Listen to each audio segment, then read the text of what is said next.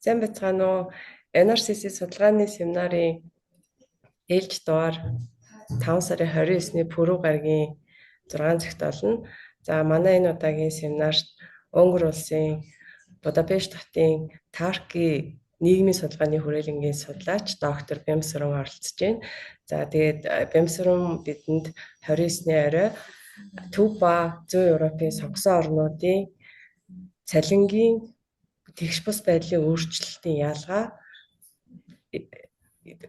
тэгээд бүтэц гэсэн ийм сэдвээр ихтгэл тавихаар одоо оролцож байна. Тэгээд бидний урилгыг хүлээж аваад семинарт ихтгэл тавихыг зөвшөөрсөн Бямсранд маш их баярлалаа. Тэгээд бид нэр семинарынхаа өмнө ийм тавч ярилцлага илтгэгчтэй хийдэг. Тэгээд 3 асуултанд тавч хариулт авдаг. За тэгэхээр эхний асуулт нь болохоор энэ судалгаагаар ямар асуултанд хариулахыг зорьсон бэ гэдэгт тавч хариулт өгөхгүй юу? За баярлалаа. За юуны өмнө намайг судалгааныхаа семинард урьж оролцоод судалгааныхаа ажлыг танилцуулах боломжийг олгож байгаа та болон танай хамт олон талархснаа илэрхийлье. Тэгээд таны асуултанд хариулахын би тавчхан ер нь яагаад бид нар энэ судалгаа хийх болов гэдгийг ингээд тавчхан танилцуулаад илүү ойлгомжтой бидний судалгааны асуулт хүрээ харагдах болов гэж бодож байна. Тэгэхээр бидний энэ Төв ба Зүүн Европын орнууд гэдэг дээр бид нэг 6 орн сонгож авсан байгаа юм. Тэгэхээр тэр 6 орнд нь үгээрээ Унгар, Польш, Чех, Словак, Болгар, Румын гэсэн 6 орныг сонгож авсан. За тэгээд энэ 6 орныг бид нар аваад үзэх юм бол ерөнхийдөө газар зүйн байршлын хувьд бол их ойролцоо, бие биенийгээ ингэж хил давнаж оршдог. За тэгээд бүгдөө одоо юу гэдгийг шилжтийн эдийн засаг туулсан. За бүгдөө Европын холбоонд ирсэн. За тэгээд ялангуяа энэ орнууд юу гэхээр социал системийн үед бол орлогын тэгш бус байдал энэ улс орнуудад маш бага буюу одоо хамгийн бага ангилал тогтдог ийм 6 орн байсан. За гэвч одоо яг энэ шилжилтийн үеийн болон шилжилтийн дараах нийгмийн эдийн засгийн болгоодын хүрээнд за тэр орнуудын хувьд бол орлогын тэгш бус байдал нэлээд ялгаатай болж ирсэн байж байгаа. За тухайлбал нь бол за Румын, Болгар хоёр бол одоо өнөөдрийн байдлаар бол орлогын тэгш бус байдал өндөр хэмжээнд очсон. Ялангуяа Болгарийн хувьд бол Европын холбооны 27 улсын бол тэргүүлдэг хэмжээний юм ус болсон байна л да. За тэгээд Унгар, Польшийн тухайд бол юу гэдгийг орлогын тэгш бус байдал нэг дундаж хэмжээтэй Европын холбооны одоо дундажтай ойролцоо. За харин Чех, Словакийн хувьд бол орлогын тэгш бус байдал харьцангуй бага. Одоо өнөөдөр энэ хоёр орн маань гэрээ Европын холбоо дотроо хамгийн бага хэмжээтэй тооцогдож байгаа ийм улсууд байна. За тэгээд энэ дээрээс нэг ийм асуулт гарч ирж байгаа юм л. Ер нь яагаад тэгвэл одоо юу гэдэг нь за ижил гараанаас хэлсэн гэж хэлж болохоор байгаа байхгүй.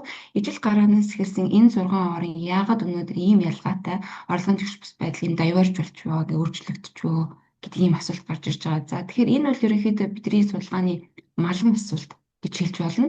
Тэгээ энэ асуултанд хариулахын тулд бид нэг 3 судалгаа хийсэн байна. Тэгээд яагаад тэгэхээр орлогын тэгш бус байдал чинь өөрөө харьцангуй комплекс асуудал, ганцхан судалгаа гэдэг нэг бол хэлийг шийдэх юмш боломжгүй. Тэгээд бид нэг 3 судалгаа хийсний 2 судалгаа маань бол хэвлэгдсэн, академикс бол хэвлэгдсэн. За тэгээд өнөөдөр л би нэг судалгаагаа болвол та бүхэнд маргааш нөгөөдөр танилцуулахаар бол битэж байгаа гэсэн.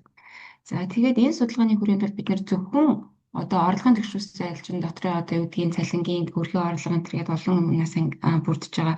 Энэ дотроо бид нэр зөвхөн одоо цалин гэдэг дээр нь фокус хийгээд цалингийн тэгш бус байдлыг авч үзээд за тэгээд тэр дотроо мэдээж олон хүчин зүйлс нөлөөлдөөс бид зөвхөн хүн амжиг болон микро түвшний хүчин зүйлүүдийг хэрхэн нөлөөлж байна вэ гэдэг ийм нөлөөлж байгаа энэ нөлөөллийг бол хайхыг зорьсон байж байгаа. Тэгээд яг манай энэ судалгааны хүрээнд бидний тавьсан асуулт юу гэхээр за ерөнхийдөө хандлага яаж өөрчлөгдвөө өнгөрсөн одоо бид нар 10 жил авсан юм л 2010-аас 19 оныг сонгож авсан. За энэ хугацаанд одоо энэ тэгш бус байдлын 6 орнд яаж өөрчлөгдвөө. За тэгвэл энэ 6 орнд одоо энэ тэгш бус байдлын өөрчлөлтөнд юу нөлөөлж юу ямар микро түвшний хүчин зүйлсүүд хүн амын хүчин зүйлсүүд нөлөөлбөө. За 3 дугаар асуулт нь болохоор за тэгвэл одоо юу гэдэг 2010-аас 19 оны хооронд өөрчлөгдсөн цалингийн ялгаатай өөрчлөлтөнд за цалингийн бүтцийн нөлөөд хамгаалч юу эсвэл одоо юу гэдгийг цалингийн бүрдлийн асуудал үүсч шүү тийм ээ гэдэг энэ асуултанд зорихыг нэг 3 асуулт бол энэ асуултанд хариулахыг зорьсон байж байгаа судалгаа. За баярлалаа. Тэгэхээр судалгааныхаа арга бол нөгөө тоон өгдөлтөйгээ холбоотой бас товч мэдээлэхгүй ханаас ямар төрлийн тоон өгдөл авч ашигласан гэдэг. За арга зүйн хувьд гэх юм бол яг л саяхан нөгөө тавьсан 3 асуулттайгаа холбоотойгоор арга зүйнүүдийг ашигласан. За эхний одоо ерөнхий тренд хандлага тохиол харж байгаа тохиол бид харьцсан зүгээр дескриптив арга ашиглаад ерөнхий тренд хандлагын өөрчлөлтүүд яавэ гэдэг асуудал ярьсан.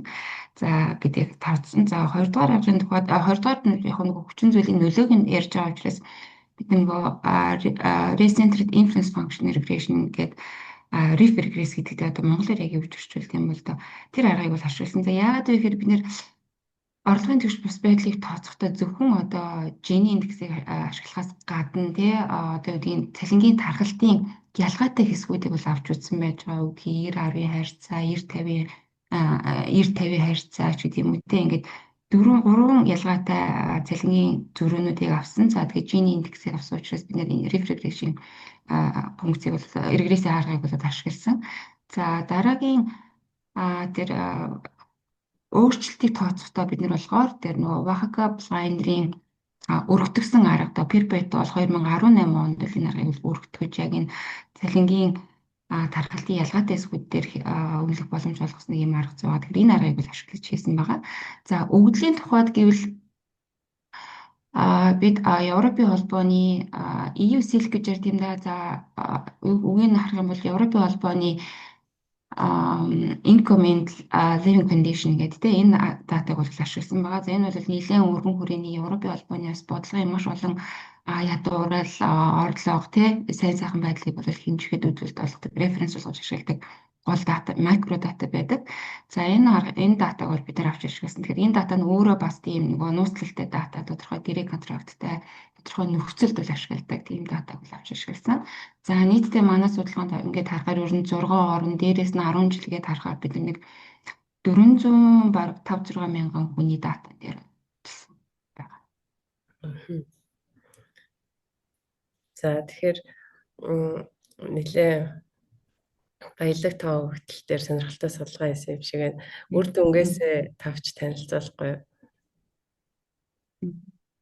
За тэгэхээр үр дүнгийн хувьд яг бас нэлээд л их үр дүн бол бас баялаг харагдаж байгаа. Тэгэхээр би бас нөгөө түрүүн хэлгээ бас онцлогоо марцсан байна. Яг тэгэхээр бидний судалгаа маань нэлээд бас дэвтэй 2014 онд биш 24 он өнгөрсөн жил хэвлэгдсэн. Тэгээд хэвлэгдэхтэй болохоор нөгөө Journal of Economic Inequality-гээс сэтгүүл хэвлэгдсэн. Тэгэхээр энэ сэтгүүл бол яг нөгөө тэгшүүс байдал талдаа бол нэлээд эрен бүндэртэй баг тэргүүлэх хэмжээний сэтгүүлүүд энэ байж байгаа. Тэгээд энэ дээрээс бол үр дүнгийн хувьд бол нэлээд баялаг. Тэгээд ер нь бүр ингэж маш товчхон ингэж тавьчлаад хэлэх юм бол ерөнхийдөө нөгөө бүтцийн өөрчлөлтийг ингэж харж байгаа тохиолдолд цалингийн бүтцийн өөрчлөлтөнд ер нь бол эдгээр орнуудын хувьд цалингийн бүтэц зүйл нэлээд нөлөөлсөн. Ялангуяа одоо тэдэд юунаас бүрдлээс илүүтэйгээр энэ нь юу гэхээр түрүүн би хэлжсэн нөгөө орлогын зарим орнуудад тэгшүүс байдлаа өссөн, зарим нь буурсан гэжсэн тийм. Тэгэхээр өссөн буурснаас үйл ялгаа хамаарат бүтцийн цалингийн одоо wage structure effect гэж ярьдаг тийм. Энэ effect бол илүү нөлөөтэй хамгаа харагдчихсан. За тэгээ санаа нь юу гэхээр ер нь бол юу гэдэг нөлөөлж байгаа хүчин зүйлсийн хэмжээнээс илүүтэйгээр тухайн нөлөөж байгаа хүчин зүйлсийн өвөөж нь илүү нөлөөлж байна гэдэг гол ийм үр дүн харагдаж байгаа. Тэгэхээр энэ нь ялангуяа хаана харагдаж байна вэ гэхээр цалингийн одоо доод хэсэгт бол илүүтэйгээр харагдаж байсан. Өөрөөр хэлбэл 50 гэсэн хэсэгт илүү ажиглагдаж байсан. За тэгээд яг нөгөө одоо бидний бас зорилго чинь юу гэхээр цалингийн өсөлт нь юунаас болж юу, бууралт нь юунаас болж юу, харьцангуй тогтвортой байгаа нь юу вэ гэдэг ийм асуудал тавигдаж байгаа юм л да. Тэгээд яг цалингийн өсөж байгаа, буурж байгаа тохиолдолд бол одоо юу гэдэг нөлөөж байгаа гол одоо нийтлэг хүчин зүйл мэдээж орон орны хувьд бас ялгаа харагдаж байгаа. Нийтлэг хүчин зүйл энэ орнуудын хувьд юу байгаа вэ гэхээр одоо юу гэдгийг тухайн ажилчны албан тушаалын одоо нэмэгдэл цалинч гэдэг юм уу эсвэл боловсролын өгөөжч гэдэг юм уу ингээд нөгөө цалингийн бүтцтэй холбоотой асуудал нэлээд эрэг бүхтөр нийтлэг ажиглагдаж байгаа. За харин цалингийн өсөлтийн тухайд бол ерөнхийдөө бол яг манай бидний авч үзсэн 2 орн дээр бол нэлээд өсөлт ажиглагдсан. Тэр нь болохоор Болгар, Унгар гэсэн орн байсан. Тэгэхээр энэ 2 орны тухайд цалингийн бүтцийн цалингийн өсөлтөнд тийм ээ төвшөөс байдлын өсөлтөнд нөлөөлж байгаа хүчин зүйл бидний авч үзсэн микро хүчин зүйлүүдээр нэг төдийлөн бас тайлбарлагдахгүй байсан. За тийм учраас би тэд макро энэ дээр дахиад decompose арга дээр бүрэлдэхүүний арга задралын арга дээр дахиад бид нөгөө юуны цалингийн доод түвшнийг оруулж бичсэн. Тэгээд нэг санаа нь болохоор цалингийн зах зээлийн хүчин зүйлээс доод түвшнийг ялгаж бодлогын хүчин зүйлийг ялгаж харахыг зорьсон. Тэгэхээр энэ бас нэг талаар бас бидний одоо юу гэдэг энэ судалгаанд хийсэн гол хувь нэмэр гэж бас хэлж болох үс энэ хэсэг байгаа. Тэгээд энийг энэ хоёр одоо энэ орнуудаар хийж үзээд энэ хоёр орны хувьд бол тодорхой нөлөө гарсан. Ялангуяа Болгарын хувьд бол эдгээр орнуудад хийгдэж бий болсон цалингийн тэгшрүүс байдал бол голчтой юу гэхээр орлогын цалингийн доод түвшнээр бол нэлийн тайлбарлагдж байгаа юм дээр зөв ажиглагдчихсэн. За тэгээд төвчгөндөө бол нэг юмрхүү. за баярлалаа. Бид нар нөгөө төр илүү дэлгэрэнгүй сонсох боломжтой маш сонирхолтой семинар болох гэж байгаа юм байна гэж бодогдлоо. Тэгээд дахиад одоо бэмсэрэндээ баярлалаа. За баяртай. Баярлалаа. За тэгээд нөгөө төр уулзцгаа тий. За баярлалаа. Баяртай.